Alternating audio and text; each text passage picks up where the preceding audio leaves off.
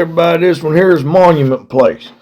The old stone mansion, known previously as Shepherd Hall and Stone Mansion in the Elm Grove area, is private property now, but it is famous for its ghost believed to be the first lady of the house.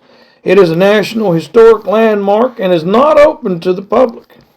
Now, the mansion was built in 1798 by Moses Shepherd of the Shepherd family that founded Shepherdstown for his wife Lydia Boggs Shepherd.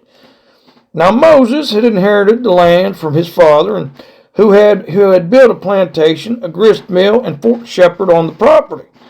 Now, the fort was destroyed in a fire set by Native Americans. Before their marriage, Lydia was nearly captured by an Indian, according to lore. She went out canoeing on the Ohio River by herself and was discovered by a lone Indian who attempted to take her captive. Frontiersman Lewis Wetzel rescued her, shooting the Indian dead and taking her home to her father. Now the Shepherd's plantation and grist mill made them wealthy, and they enjoyed a luxurious life in high society. They traveled to Washington, D.C. and mingled with politicians, entertaining many of them back at home as well. Their esteemed guests included two presidents, Andrew Jackson and James Polk, as well as the Marquis de Lafayette. They formed a strong friendship with Henry Clay, a representative and senator from Kentucky who became Speaker of the House. Now, when the first interstate, called the National Road or U.S. Route 40, was constructed, Clay was influential in getting it routed past Shepherd Hall instead of through Wells. Construction on the highway began in Maryland in 1811 and went through Wheeling in 1818. Now, Clay also enabled Shepherd to get contracts for building part of the road and bridges. Lydia had a special fondness for Clay and had a statue of Lady Liberty erected in his honor on the property in 1820. Now, Lydia was the lady of the manor and hostess. As described in an anonymous paper entitled Shadows of the Past, Lydia was small and lithe with a haughty grace of carriage in her every movement. At age 16, she was a perfect blonde with skin like polished white marble. Now, in 1832, a flood swept through Wheeling, bringing an epidemic of cholera in its wake. Moses fell ill and died at home on April 29th. A year later, Lydia married a widower, Daniel Kruger, whom she met in Washington, D.C. She changed the name of Shepherd Hall to Stone Mansion, and she and Daniel lived there for 10 years. Now, in 1843, Kruger was at a banking meeting in Wheeling when he suffered a stroke and died. Now, for the next 24 years, Lydia lived alone at Stone Mansion with a small staff of slaves. She died there on September 29, 1867, at age 101. Both she and Moses were buried in the Old Stone Cemetery, which originally was part of their plantation property. Now, Daniel Kruger is also buried there. After Lydia's death, residents and visitors reported seeing a female ghost in the home. Cleaning staff saw her in different rooms. Phantom sounds of music and dancing came from the second floor Corinthian-style ballroom, where Lydia had graciously entertained so many eminent guests. The stretch of the National Road running through the Wheeling area is reportedly haunted by sounds of Civil War fighting. A few skirmishes took place along the road here, and it was used for the movement of troops. All right, we're going to talk about West Virginia State Penitentiary. Now, prisons rank among the most haunted places anywhere you go. Their histories are full of violence, anger, despair, and depression, all of which apparently leave powerful residues and imprints behind. In addition, unknown entities seem to be attracted to their dark energy and often lurk about. Now, the former West Virginia State Penitentiary is in Moundsville, Marshall County, now a historic site, has a reputation as one of the state's most haunted locales. I have investigated there several times, recorded and witnessed a variety of startling phenomena. Now, among the more interesting inmates, from a paranormal perspective, is Trout Shue, who was convicted in 1897 of murdering his wife Zona. Now, we're going to talk about the history. Now, in the years following the establishment of West Virginia as a state, pressure rose for adequate prison facilities. A small jail in Wheeling, the first state capital, was overcrowded. Finally, the state legislature approved the building of a new prison, and Moundsville on the Ohio River was chosen for its proximity to Wheeling. A 10-acre plot was purchased. The prison opened in 1876 and was intended to house the state's most deranged and violent convicts. It was modeled after the Gothic-style prison in Joliet, Illinois. Its severe facade and parapets lent an air of power and foreboding, a deliberate effort to manipulate the psychological state of the inmates. Now, the inmates themselves built the prison out of hand-cut quarried sandstone. When completed, it was about half the size of the Joliet facility, with a maximum capacity of 480 inmates. As with many old prisons, the limits were soon strained and exceeded. Now, by the early 20th century, the penitentiary was successful and self-supporting, thanks to prison industries and labor. In addition, the inmates received education, making Moundsville a model correctional facility. A dark history lay beneath the surface, however. Many violent acts occurred within the walls and grounds. Executions by hanging and electrocution took place at the prison. The state assumed control of executions in 1899, and between that year and in 1949, 85 men were hanged in an old tower of the prison called the North Gate. Now, until 1931, the public could witness executions, and some of these hangings were considered to be entertainment, as well as lessons that crime does not pay.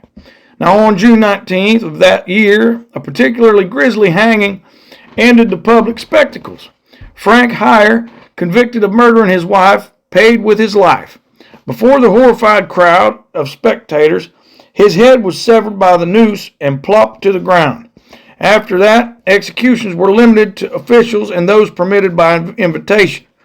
Now, in 1951, the electric chair replaced hanging as the means of execution. Now, West Virginia Penn's chair was built by inmate Paul Glenn and was christened Old Sparky. In a cruel twist, prisoners who were sentenced to death had to spend their final night alive in a small cell opposite Old Sparky, where they could contemplate their impending execution. Now, 9 men were electrocuted between 1951 and 1959, when the state abolished the death penalty. The last man to sit in Old Sparky was Elmer Bruner, who had tied up a 58-year-old woman and beaten her to death with a claw hammer. His life was ended on April 3rd, 1959. Now, in addition to the executions, men sometimes died from torture. Cruel and inhumane punishments were publicly known as early as 1886. But little was done to curb the abuses for many years. Guards whipped and tortured inmates. 2 favorite instruments of torture were the kicking jenny and the shoe fly. The kicking jenny was a rounded piece of wood over which a prisoner was bent and tightly fastened down so that he could not move. The posture stretched the back so that the skin would rip easily when lashed. Many an inmate endured long beatings that shredded their backs. Now, the shoe fly was an early version of waterboarding after being tied into a stockade device that prevented him from moving. Now, the inmate was sprayed in the face at close range with high-pressure icy water. The prisoner struggled not to choke to death. Another abuse was overcrowding. The prison population swelled to about 2,000 inmates by the 1960s, forcing up to 3 prisoners to be housed in a cramped cell that measured 5 by 7 feet. A project to double the size of the prison began in 1926, but was not completed until 1959 because of a steel shortage during World War II. Now, other deaths at the prison were caused by fighting among the inmates. The best known victim, perhaps because his cell is said to be haunted, was William Red Snyder, convicted for murdering his parents, dismembering their corpses, and then storing the parts beneath his bed to keep them close to him while he slept. Now, Snyder was intensely disliked and became embroiled in many disagreements and fights. An inmate who supposedly was his best friend in jail attacked him in front of his own cell, fatally stabbing him 37 times, and his cell reputedly turned red with his blood, hence his posthumous nickname Red. Another inmate, named Danny, was a biker who was stabbed through the eye by an inmate. He suffered a hemorrhage and died. Many more inmates were victims of in-house violence, but a lack of records prevents an accurate count of them. Now, the number of deaths due to prisoners turning on each other is believed to be in the hundreds. Other prisoners fought and were wounded. Some attempted suicide and some succeeded. Prison riots also resulted in casualties. Now, in 1973, a riot erupted when 35 prisoners jumped the guard, took his keys, took 5 guards hostage, and barricaded themselves in the maximum security basement. The prisoners threatened to shoot the hostages if prison guards or state police fired on them or lobbed tear gas canisters. They set a fire which raged out of control for a while until other inmates put it out. Prisoners went on a rampage of destruction and shouted obscenities out the windows at spectators. The riot eventually was subdued and 3 inmates were taken to a hospital, 2 of them suffering from stab wounds. Now, the guards were unharmed. Now, another incident occurred in 1986 when inmates started a riot in the dining hall during dinner and then seized control of the maximum security area. They took 12 hostages, a food service employee, and 11 corrections officers. The prisoners compiled a list of demands, including an audience with the state governor, Archmore Jr. Now, the inmates said they were treated like dogs and demanded better living conditions, facilities, and medical treatment. One outside bystander said he heard inmates shouting for better medical services and living conditions and pizza and women. This riot was more peaceful than the one in 1973 and was eventually subdued without casualties. A new dining area was constructed. Efforts to break out go hand in hand with incarceration, and inmates made several successful escapes from West Virginia State Pen. The most dramatic occurred in 1979 when 15 inmates broke free on November 7th. A state trooper was mortally wounded in a gunfire exchange. She was shot by inmate Ronald Turney Williams, who remained at large for 18 months, committing more crimes, including murder. He was captured in New York City and returned to Moundsville. 3 inmates, all serving life sentences without parole, escaped in April of 1988. 2 more escaped in November the same year, and in 1992, 3 men escaped by tunneling out in broad daylight. Some believe that Charles Manson served time in West Virginia State Pen, but that is not the case. He did want to be incarcerated there, however, but Manson was sentenced to death for conspiracy to commit the grisly murders of actress Sharon Tate and others in Los Angeles in 1969. His death sentence was commuted to life in prison, and he is incarcerated in Corcoran State Prison. Now, during childhood, he had lived with an aunt and uncle in McMahon, West Virginia, while his parents served 5 years in jail for robbing a gas station in 1939. And in 1983, his mother was doing time in West Virginia, and perhaps Manson felt nostalgic. In March, he sent a handwritten letter to the warden making a case for his transfer from Vacaville, California to Moundsville. Manson wrote in the letter, "I was raised in McMahon and Wheeling and work at the racetrack under Big Bill and Charlie Stoneman, who put them big stones at the prison on the road. You may know some of my kinfolks. God knows they've been enough of us in and out of your place." He ended with, "I'm a good worker and I give you my word I'll start no trouble. I've been in prison hallways over 30 years and never lied to you and never raided. That should count for something somewhere." Evidently it failed to impress the warden, for Manson's request was denied. His letter hangs in the museum exhibit where Old Sparky is housed. Now, in 1986, the West Virginia Supreme Court ruled that the small cells of the prison constituted cruel and unusual punishment. The prison closed in 1995, and prisoners went to a smaller facility in Mount Olive. Now, the penitentiary became the National Corrections and Law Enforcement Training and Technology Center. It is open to the public for tours and for private paranormal investigations. The facility runs its own ghost tours and also operates a haunted house in a section of the jail during the Halloween season. Now we're going to talk about hauntings, okay? The violent population and the daily atmosphere of intensive negative emotions have left West Virginia State Penitentiary with a wealth of hauntings. Activity includes apparitions, shadow people, mysterious voices that talk, whisper, and laugh, unexplained sounds, and poltergeist effects Cameras have captured ghostly mists, faces, figures, and orbs. People have heard sounds of heavy objects being dragged about. Sudden cold spots occur, and visitors have felt brushed, tapped, and even shoved by invisible hands. Some have even had the sensation of some unknown presence passing through them. Visitors often feel watched as they walk through the facility. Now, ghostly prisoners dressed in their blue uniforms are sometimes seen walking the halls and disappearing into walls. One such ghost existed even while the prison was still operating and confounded the tower guards, who would see him walk into the prison on the north side. Investigators favor several places of intense activity where they are more likely to obtain photographic and audio evidence. Now, most of the activity seems to be residual, that is, imprints of sounds, images, and sensations that have been impressed on the environment. Now, some of the activity engages with people in an intelligent fashion. It is very possible that the prison still houses earthbound souls who have not yet crossed to the other side, as well as unknown spirits that are attracted to the place. Now, haunting activity can be found everywhere in the prison and on the grounds. The circular revolving entrance gate that separated arriving inmates from the warden's quarters is said to turn on its own from time to time, giving rise to the lore that the ghosts of inmates are still present and using it. Visitors have reported seeing and hearing the gate move on its own.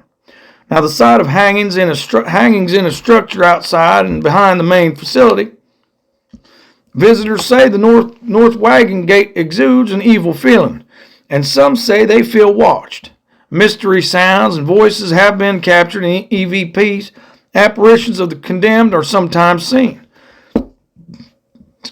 Lingering here are the ghostly residues of Frank Heyer, who lost his head in the noose, and Orville Paul Adkins, among others. Adkins, sentenced to death for kidnapping, also had an unhappy experience.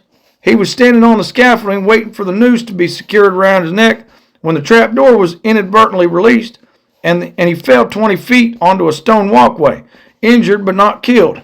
Adkins was picked up and escorted back up the scaffolding. This time he was hanged properly. His ghost is heard walking about. Now, a fenced-off pen in the backyard was used to contain pedophile convicts. Now, pedophiles were under great risk of harm from inmates and were often sequestered, including during their recreational times in the yard. Phantom voices and apparitions are experienced in that area.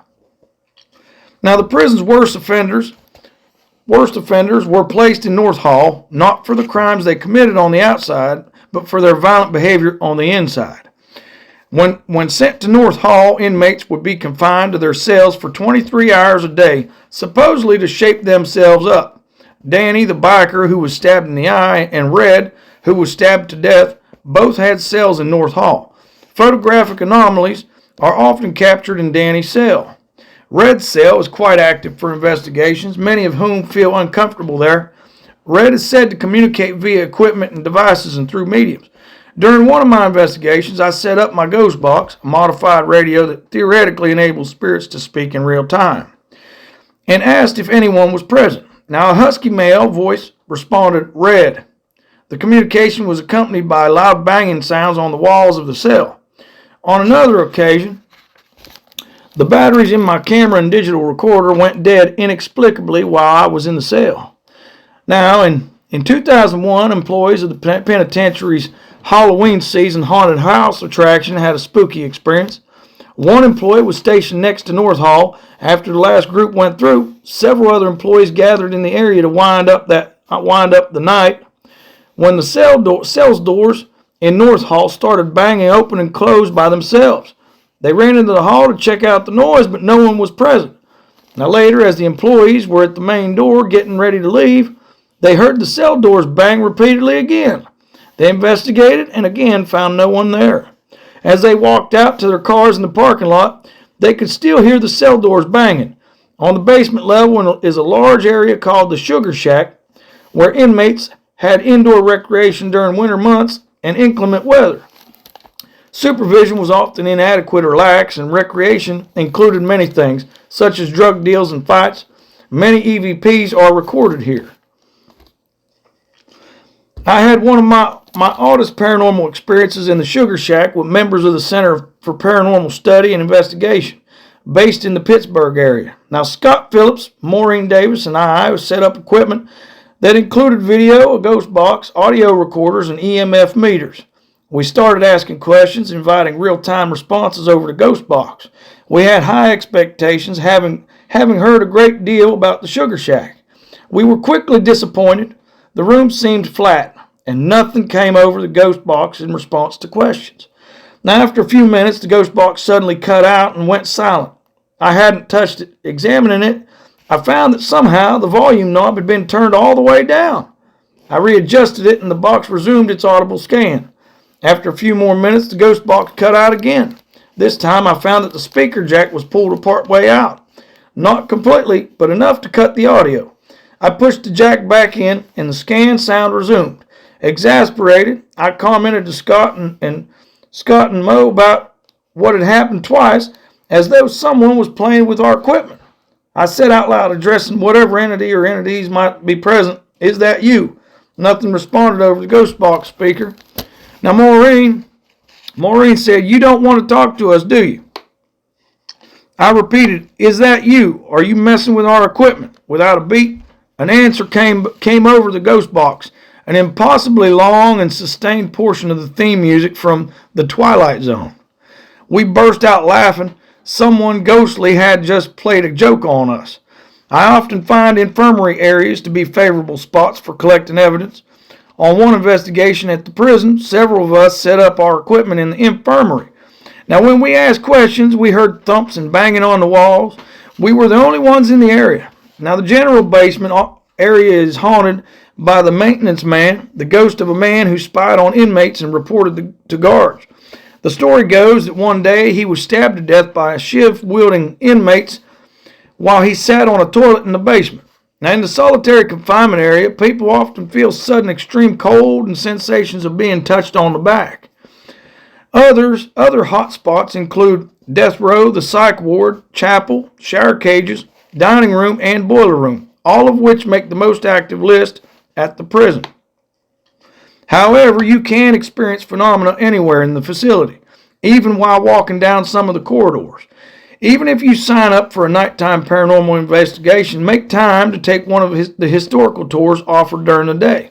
The history is fascinating, and the guides will also offer information on the paranormal hotspots, and you will get a good sense of the layout. Haunting phenomena are experienced during the day too, and some visitors who are on the daytime guided tours experience unusual sensations or catch fleeting glimpses of apparitions and shadow people. Tour guests have reported feeling touched, smelling unpleasant odors, and hearing voices, including one that says, "Help, I'm trapped." All right, this one here is called Grave Creek Mound.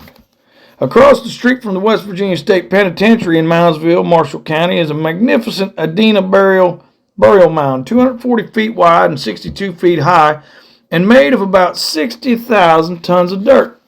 The conical mound was built in stages between 250 and 150 BC, and is the largest known mound built by the Adena woodlands culture.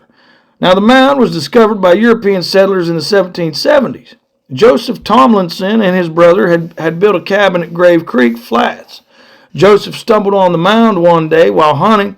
In 1838, his descendant, Jess Tomlinson and Thomas Briggs, tunneled into the mound and found burial chambers containing skeletons dressed with jewelry made of materials including shells, ivory, and copper.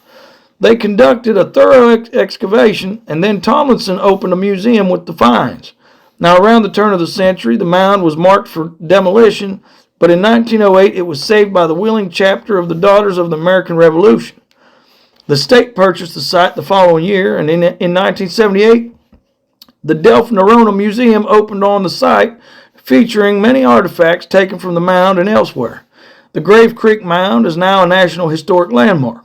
Now, the mound offers an excellent vista of the prison and the surrounding countryside.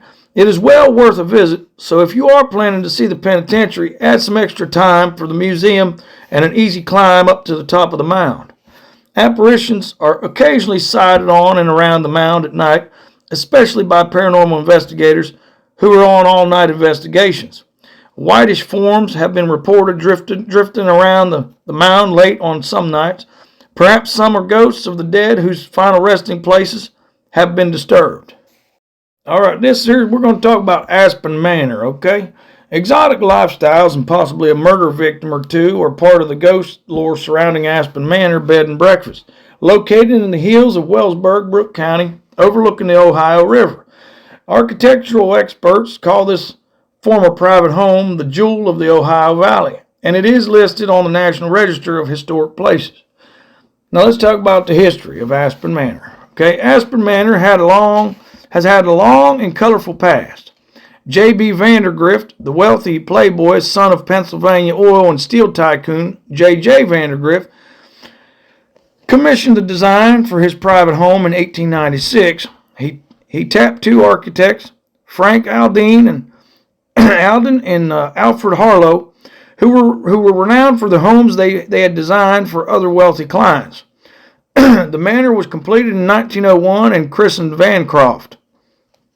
The home had everything a playboy could possibly want: an indoor swimming pool, bowling alley, billiard room, gambling parlor, opium den, chapel, grand ballroom, and formal dining room.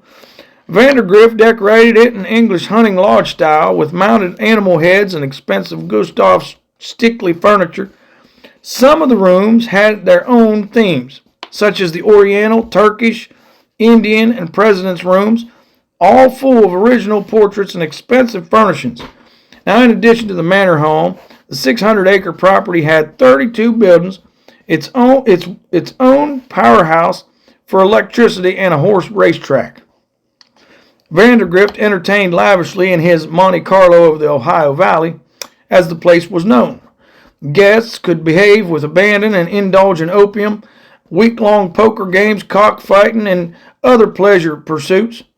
Those who became unruly were locked up in a private jail next to the Turkish room until they cooled down. The fast-paced and loose lifestyle was short-lived, however. In 1904, Vandergrift just walked away from Vancroft and never came back. He took very little with him and never sent for anything. According to lore, the reason for this mysterious and abrupt departure may have been two bodies he left behind. It was said that Vandergrift's wife, Diane, was having an affair with a stable boy. Now, there are different versions of the story. In one, Vandergrift found out and had both of them killed, burying their bodies on the property and then burning the stable to the ground. Another version holds that the bodies burned in the stable. Yet another says that Diane hanged herself in the stable after Vandergrift discovered her affair, and he then had the stable hand murdered. After Vandergrift's departure, the property endured a rocky road. It was purchased by the Brinker family, who had plans with Warner Brothers to turn it into a set for silent Western films. 2 films were shot there. The Brinkers tried several other business ventures, and these also failed, so the family decided to sell it. Now, in 1922, the Knights of St. George, a Catholic charity, purchased Vancroft and turned it into a home for senior men with a large addition for long-term care patients. Now, by 1990, the place was strapped with financial problems, and the order merged with the William Penn Association, a Hungarian fraternal organization, which closed the property 2 years later. Now, the Catholic Knights of America purchased the property in 1996, reopening it as a long-term care and assisted living facility. The organization then turned it into a sort of hybrid facility, part assisted living, part bed and breakfast, with the mansion open for public tours. The Catholic Knights of America also undertook renovations. They then sold the property to a private individual for $1.9 million, who closed the assisted living operations. New homes were found for all patients. The manor home became part budget hotel and part high-end bed and breakfast. Now, outbuildings were rented for conferences, business and social functions, and weddings. In 2006, the Aspen Manor Foundation assumed management of the property, which is now a bed and breakfast resort. All right, the hauntings. Now, ghostly presences are downplayed now, but in the past, those who have stayed and worked at the property have had a variety of experiences. Aspen Manor, with its dark paneled rooms and somber furnishings, has a heavy atmosphere that lends itself to the ghost stories that have circulated in the past. People reported that lights went on and off by themselves, and some rooms were severely cold even during the summer. Diane's ghost is said to have been seen walking the grounds and the road leading into the property. She disappears quickly when seen. The Turkish room, or opium den, a balcony alcove overlooking the grand ballroom, is said to have ghostly activity. Supposedly Vandergrift's son hanged himself from the balcony railing there. Now, phantom voices and dark apparitions have been seen in the Oriental room. Ghosts of women, perhaps former guests, have been seen in the long and dimly lit hallways. A private cemetery is on the grounds, and apparitions have been reported there too. In 2009, an odd find was made in the basement. Bones that had been chopped up, bits of hair, and eyeglasses. Members of a paranormal group conducting an investigation at the manor said they sensed that someone had been buried behind a wall, and they received a spirit communication that someone was indeed stuck and was asking for help. They opened the wall and found the bones and other items. Now, a police investigation ensued, and the bones were sent away for examination. In November of 2009, the Smithsonian Museum determined that they were animal, not human. The bones, which had saw marks on them, were from horses, cattle, chickens, and pig. During the days of the Knights of St. George ownership, farm animals were kept for a food source, and a great deal of butchering was done on the premises. Now, how and why the bones were sealed behind a wall remains a mystery, however. All right, Bethany and environs. Now, the heart of Bethany, a town in Brooke County, is Bethany College, founded on religious principles as part of a reform missionary effort known as the Restoration Movement. Now, ghostly traces of the founding history still reside on campus, as well as in the Alexander Campbell Mansion, the home of one of the town's founders. A small cemetery is also haunted. Now, we're going to talk about Bethany College real quick. Bethany College is a small private college that was founded by an Irish immigrant and missionary, Alexander Campbell, and chartered on March 2nd, 1840. Campbell and his father, Thomas, were the first missionaries of the Disciples of Christ to arrive in the area. And Alexander donated land and money to establish the college. It is still affiliated with the Disciples of Christ. Now, the campus covers 1,300 acres, and like many colleges and universities, it seems to have acquired a few ghosts as well.